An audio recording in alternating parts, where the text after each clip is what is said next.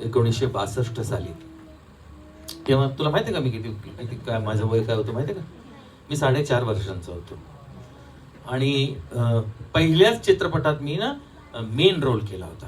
जसा तू या चित्रपटात करतेस ना तसा मी मेन रोल केला होता. आणि मला खूप एका गोष्टीचा आनंद आहे की मी जास्त करून बालकलाकार म्हणून मेन रोल्स केलेले आहेत.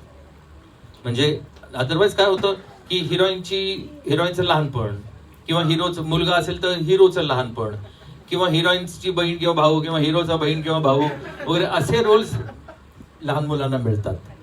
फार क्वचित असं घडतं की मेन रोल लहान मुलाला मिळतो किंवा त्याला लहान मुलाला घेऊन पिक्चर बनतं. तसे जास्त माझ्या बालकलाकार म्हणून असे कॅरेक्टर्स मी जास्त काय म्हणतात मेन रोल मी जास्त केलेले आहेत. आणि त्याबद्दल मी परमेश्वराचा आभारी आहे. गणपती बाप्पाचा आशीर्वाद आहे. या चित्रपटाला सुद्धा असाच आशीर्वाद मिळालेला आहे हिच्या रूपानं. आणि ही अतिशय छान ऍक्टर आहे. आणि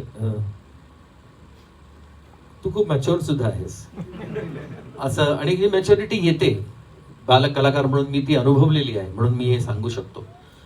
पण अशीच मोठी हो बेटा. आणि तू एक मोठी अभिनेत्री सुद्धा बन.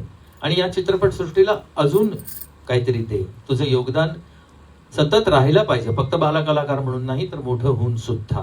असा मी तुला आशीर्वाद देतो. अरे यशवंत.